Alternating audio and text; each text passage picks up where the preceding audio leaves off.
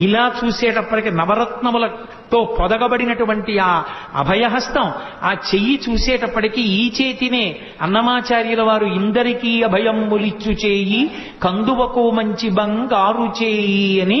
అనంతమైనటువంటి వేదములను పైకి తీసిన చెయ్యి, భూదేవి చనుగుబ్బల కింద